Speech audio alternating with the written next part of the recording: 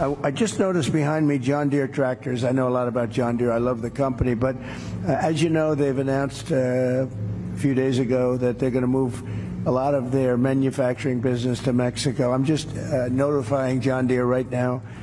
Le soleil tapait fort sur la frontière mexicaine. Des milliers de tracteurs John Deere, flambant neufs, restaient immobiles, bloqués par un système que personne n'avait anticipé. Ce n'était pas un simple contretemps logistique. Ce n'était pas une erreur administrative. C'était le début d'une révolte silencieuse, mais dévastatrice. En ce moment même, des milliers d'hectares de terre dans le nord du Mexique, principalement dans les États de Sinaloa et Sonora, étaient laissés sans culture.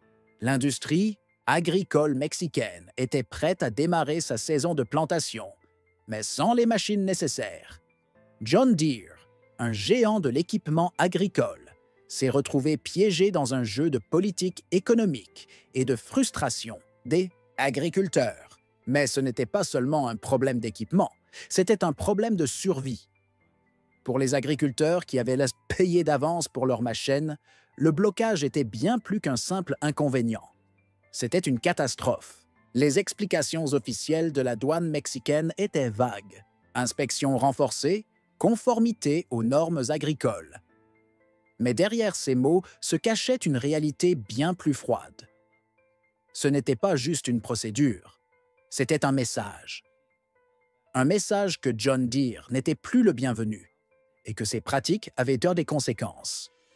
Les agriculteurs se retrouvaient pris entre deux mondes. D'un côté, un géant de l'industrie qui les maintenait captifs dans un système d'exploitation systématique. De l'autre, un système politique qui avait bien l'intention de faire entendre sa voix. Mais cette fois, ce n'était pas seulement l'industrie qui était en jeu. C'était la nourriture, la vie et l'avenir de millions de personnes qui dépendaient de la production agricole. Avant de continuer, une petite pause.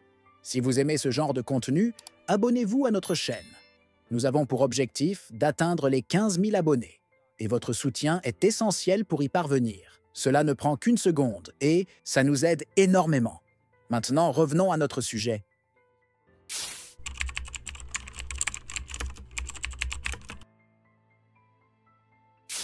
Pendant des décennies, John Deere a été le nom de confiance des agriculteurs. Avec ses machines robustes et performantes, elle était l'emblème du progrès dans les champs. Mais derrière cette façade, un autre modèle économique se cachait. Un modèle qui, au fil du temps, a mis les agriculteurs dans une position de dépendance totale. John Deere ne se contentait pas de vendre des tracteurs. Elle a créé un système où la réparation et l'entretien des machines étaient totalement contrôlés par elle. Chaque pièce, chaque composant était conçu pour être réparé uniquement par des techniciens autorisés, utilisant des outils et des logiciels propriétaires. Les agriculteurs n'avaient d'autre choix que de payer des frais exorbitants pour réparer leurs machines, même pour des pannes mineures. Et cela ne s'arrêtait pas là. Le véritable piège résidait dans le verrouillage numérique des Etuajas, machines. Ces logiciels propriétaires empêchaient les agriculteurs d'effectuer leurs propres réparations, même s'ils avaient les pièces et les compétences nécessaires. Pour beaucoup, cela signifiait des semaines d'attente pour qu'un technicien vienne à leur secours, souvent à des prix astronomiques. L'insatisfaction des agriculteurs a lentement germé, alimentée par des erreurs répétées, des prix toujours plus élevés et une rigidité qui frôlait l'absurde. À chaque panne, à chaque facture salée, la frustration montait. Ce qui avait commencé comme une confiance en un produit fiable s'était transformé en une relation de dépendance et de frustration. Ce modèle n'était pas simplement une question de coût. C'était une question de contrôle. John Deere avait pris le pouvoir et les agriculteurs se retrouvaient piégés dans un système qu'ils ne pouvaient pas contrôler. C'était une course où ils étaient destinés à perdre, jusqu'à ce que les événements à la frontière ne viennent tout bouleverser.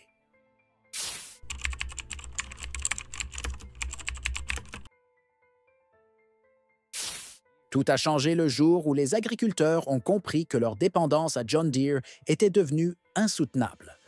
La crise à la frontière n'a pas seulement paralysé la production, elle a également révélé la fragilité d'un système qui semblait invincible. John Deere, un titan de l'industrie, a vu ses actions chuter, sa réputation se fissurer et sa position dominante menacée. La réaction des agriculteurs a été rapide et décisive. Les coopératives agricoles à travers les États-Unis ont commencé à suspendre leurs achats de matériel John Deere. Des dizaines de millions de dollars en commandes ont été redirigés vers ses concurrents. C'était un coup direct à l'ego de John Deere et un signal clair que les fermiers en avaient assez. Les chiffres ne mentent pas. En l'espace de quelques jours, la valeur boursière de John Deere a chuté de 27%, la plus forte baisse de son histoire. Les analystes boursiers se sont retrouvés désemparés, incapables d'expliquer une chute aussi rapide. Les retards à la frontière ne pouvaient pas justifier un tel effondrement. Ce que beaucoup n'avaient pas compris, c'était que le blocage des machines était le catalyseur d'une révolte plus vaste, un rejet des pratiques monopolistiques de l'entreprise. John Deere, qui se vantait depuis des décennies de sa fiabilité, se retrouvait vulnérable sur plusieurs fronts. Perte de confiance des agriculteurs, difficultés de distribution et des tensions politiques croissantes. Le géant de l'agriculture, autrefois indiscutable, avait sous-estimé l'importance de sa relation avec ses clients. Il ne s'agissait plus d'un simple conflit commercial, mais d'une remise en question fondamentale de son modèle économique. C'était l'instant où les agriculteurs ont compris leur propre pouvoir. Ils n'étaient plus les victimes silencieuses d'un système défaillant. Ils étaient prêts à se battre pour leur indépendance.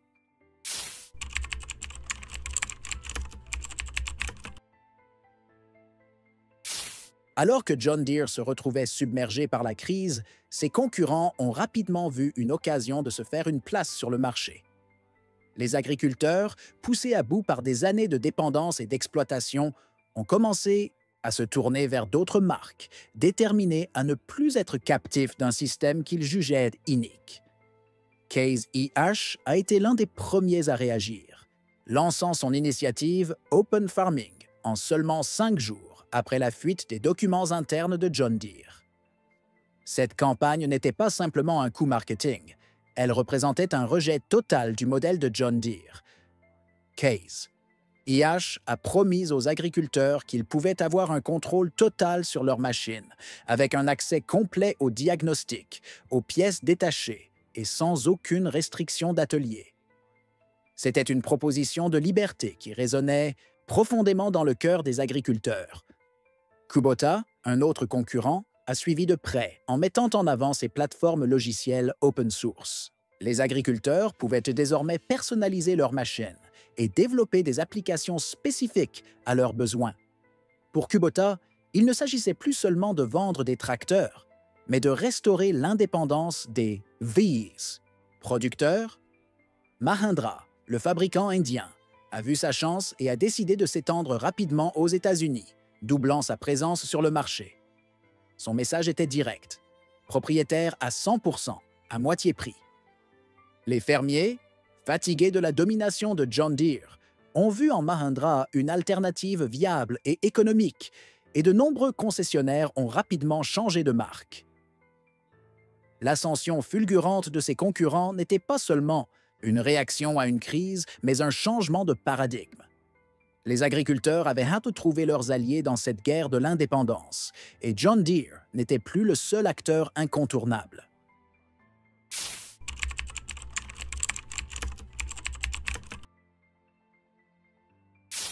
La révolte des agriculteurs ne se limitait plus aux champs. Elle s'était numérisée, transformant des forums en ligne autrefois dédiés aux conseils agricoles en bastions de résistance. Là où l'ennemi était invisible, dissimulé derrière des codes et des logiciels, les agriculteurs ont trouvé un moyen de riposter. Le Green Ghost, un patch logiciel non traçable, est devenu le symbole de cette insurrection numérique. Ce morceau de code permettait aux fermiers de contourner les verrous de John Deere, d'effacer des codes d'erreur et d'effectuer des réparations sans passer par un technicien agréé. Ce n'était pas juste un outil, c'était une forme de libération numérique. Les agriculteurs ont commencé à partager ce patch sur des réseaux privés, et le nombre d'utilisateurs de ces outils de réparation non officiels a explosé. Ce mouvement a rapidement pris de l'ampleur. Les forums en ligne se sont transformés en véritables centres de coordination où les agriculteurs échangeaient des astuces, des outils et des logiciels pour pirater les systèmes de leurs machines. Des communautés de réparateurs non autorisés se sont formées et certains anciens employés de John Deere, frustrés par les pratiques de l'entreprise, ont même commencé à proposer des services discrets à domicile. Mais cette rébellion ne s'est pas arrêtée là. Les agriculteurs ont commencé à organiser des actions collectives, des manifestations numériques. Des groupes de pirates informatiques ont attaqué les serveurs de John Deere, exposant les failles de sécurité du système. Les fermiers n'étaient plus seulement des victimes impuissantes. Ils étaient désormais des acteurs actifs dans une guerre technologique.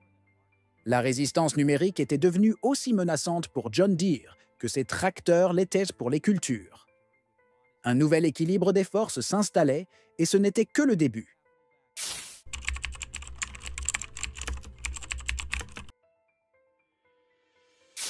Ce qui avait commencé comme une simple crise à la frontière mexicaine s'était transformé en un cataclysme mondial.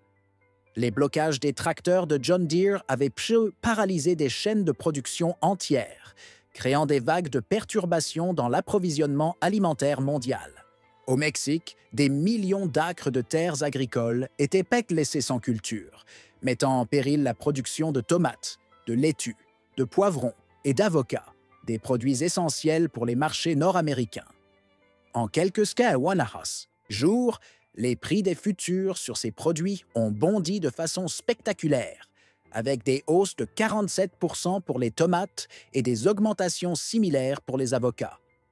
Les détaillants et les distributeurs américains ont commencé à recevoir des avertissements concernant des pénuries imminentes. Ce qui semblait être une bataille entre un gouvernement et une entreprise s'était rapidement propagé à l'échelle mondiale, menaçant la sécurité alimentaire d'un continent entier. Mais le blocage mexicain ne se contentait pas de perturber les marchés. Il faisait également pression sur John Deere pour qu'il modifie son modèle économique. Les autorités mexicaines avaient des demandes précises: la fin du verrouillage des logiciels, le droit de réparer pour tous les équipements John Deere et un fonds de réparation pour les agriculteurs mexicains touchés par des années de non-dits, pratiques abusives. Ces demandes n'étaient pas seulement une question de politique agricole, mais aussi de justice économique et sociale. À Washington, les lobbyistes de John Deere se battaient contre un courant grandissant. Mais la pression était déjà trop forte. L'affaire était devenue plus qu'un simple conflit entre un géant de l'agriculture et un gouvernement étranger. C'était un véritable défi à l'ordre établi entre les multinationales et les nations. Les agriculteurs, unis et déterminés, avaient remporté leur bataille. La victoire ne se mesurait pas uniquement en termes de réparation ou de compensation financière, mais en la reconquête de leur indépendance et de leur dignité.